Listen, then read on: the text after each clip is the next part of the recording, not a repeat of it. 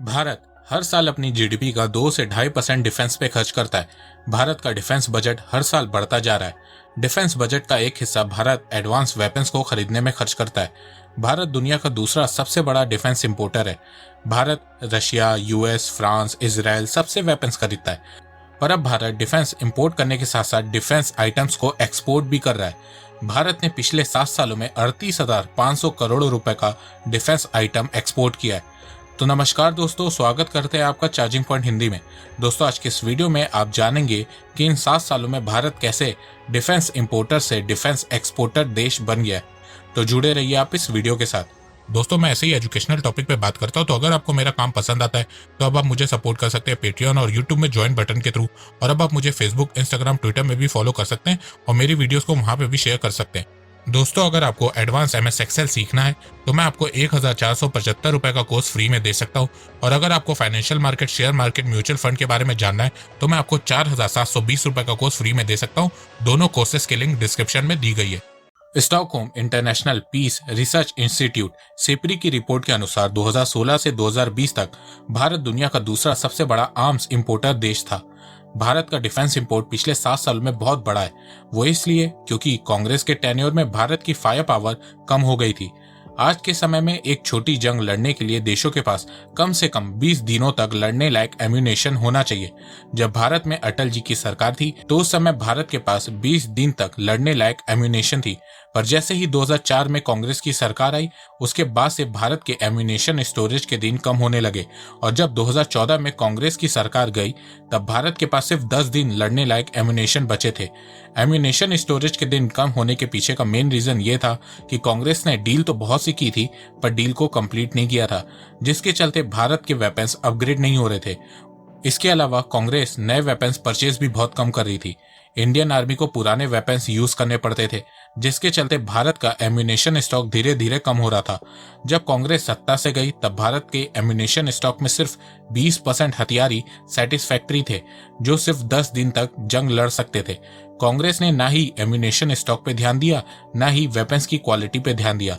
पर जैसे ही मोदी सरकार आई, उन्होंने जितनी भी डिफेंस डील पेंडिंग थी उन्हें कंप्लीट किया, वेपन्स को अपग्रेड कराया, न्यू वेपन्स खरीदे, जिसके चलते आज के समय भारत के पास 40 दिन तक लड़ने लायक एम्यूनेशन स्टॉक है। मतलब अब भारत बिना रुके 40 दिन तक युद्ध कर सकता है। कांग्रेस के टेन्योर में भारत का डिफेंस सेक्टर इतना कमजोर हो गया था कि इसका असर इंडियन एयरफोर्स में भी देखने को मिल रहा था। कांग्रेस ना कोई नया एयरक्राफ्ट खरीद रही थी, ना ही ओल्ड एयरक्राफ्ट को अपग्रेड करा रही थी। इसके चलते ये हुआ कि इंडियन एयरफोर्स की स्ट्रेंथ धीरे धीरे कम होने लगी। तो एयरफोर्स की स्ट्रेंथ को बढ़ाने के लिए जितनी भी मेजर डिफेंस डील अटकी हुई थी उसे बीजेपी ने पूरा किया, और साथ में और भी बहुत सी न्यू डिफेंस डील साइन की और फिर उसे भी पूरा किया। आपने ये नोटिस किया होगा कि पिछले 7 सालों में भारत ने बहुत से न्यू एयरक्राफ्ट खरीदे, हेलीकॉप्टर्स खरीदे, जिससे इंडियन एयरफोर्स की स्ट्रेंथ को बढ़ाया जा सके। डिफेंस इंपोर्ट के साथ साथ बीजेपी ने डिफेंस एक्सपोर्ट पे भी बहुत ध्यान दिया है, जिसका रिजल्ट ये निकला कि भारत एक डिफेंस एक्सपोर्टर देश बन गया है। भारत की डिफेंस एक्सपोर्ट की शुरुआत 2014 से हुई। उससे पहले भारत सिर्फ वेपन्स को इंपोर्ट करता था। Stockholm International Peace Research Institute SIPRI की रिपोर्ट के अनुसार भारत की रैंक डिफेंस एक्सपोर्ट में 2015 से 2019 तक 23वीं थी, पर 2019 से खत्म होते होते भारत की रैंक डिफेंस एक्सपोर्टर में 19वीं हो गई थी। फाइनेंशियल ईयर 2014-15 में भारत का डिफेंस एक्सपोर्ट 1,940 करोड़ रुपए था। 2015-16 में भारत का डिफेंस एक्सपोर्ट बढ़ के 2,059 करोड़ रुपीस हो गया था। 2016-17 में भारत का डिफेंस एक्सपोर्ट गिर के 15,021 करोड़ रुपए हो गया था। 2017-18 में भारत का डिफेंस एक्सपोर्ट फिर से बढ़ के 4,682 करोड़ रुपीस हो गया था। 2018-19 में भारत का डिफेंस एक्सपोर्ट फिर से बढ़ा और ये 10,740 करोड़ रुपीस हो गया था। 2019-20 में भारत का डिफेंस एक्सपोर्ट 9,115 करोड़ रुपीस था और 2020-21 में पेंडेमिक के समय में भारत का डिफेंस एक्सपोर्ट 8,434 करोड़ रुपीस था।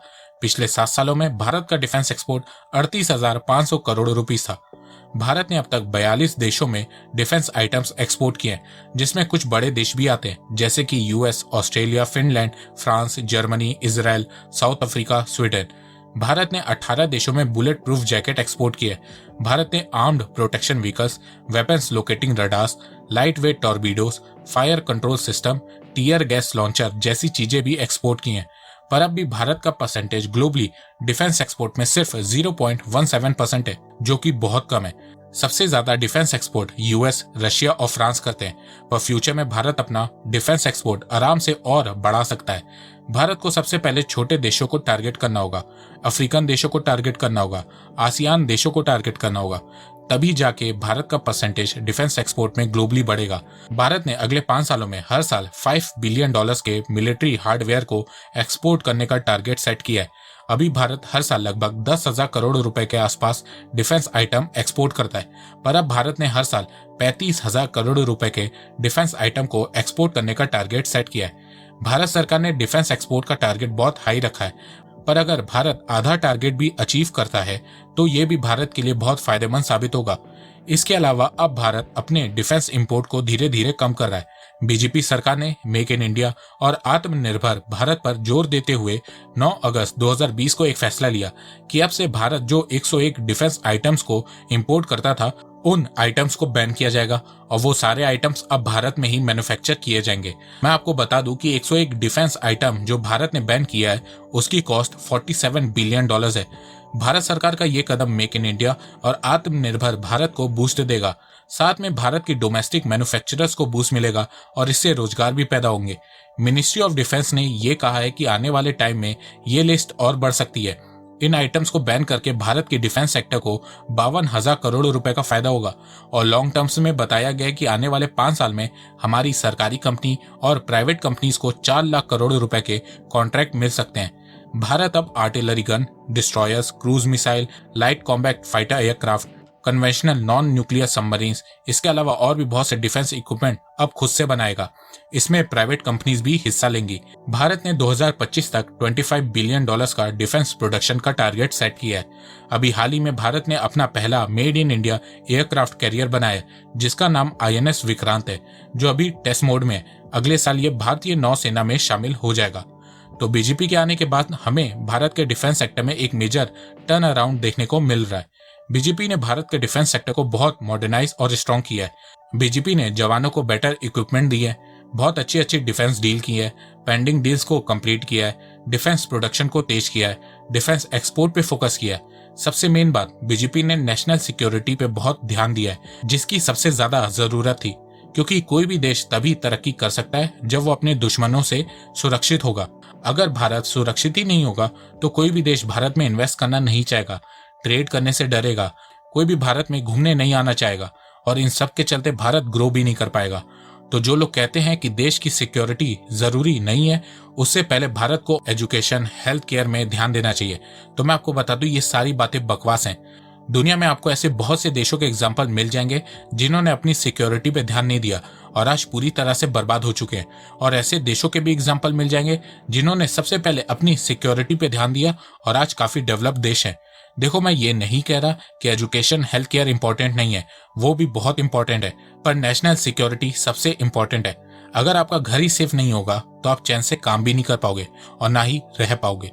तो दोस्तों, मुझे लगता है कि अब आपको सब समझ में आ गया होगा। तो अगर आपको ये वीडियो पसंद आए तो आप इस वीडियो को लाइक कीजिए, और अब आप मुझे सपोर्ट भी कर सकते हैं पेट्रियन और यूट्यूब में ज्वाइन बटन के थ्रू। एक बात मैं कहना चाहता हूँ, आप जितनी मेरी वीडियोस को शेयर करेंगे उतनी ही रीच मेरी बढ़ेगी और उतने ही लोग मेरे से जुड़ेंगे। तो वीडियो को शेयर करना, चैनल को सब्सक्राइब करना बिल्कुल भी मत भूलिएगा। मैं ऐसे ही एजुकेशनल वीडियोस लाता रहूंगा आप लोगों के लिए। तो अभी तक के लिए बस इतना ही। धन्यवाद। जय हिंद, जय भारत।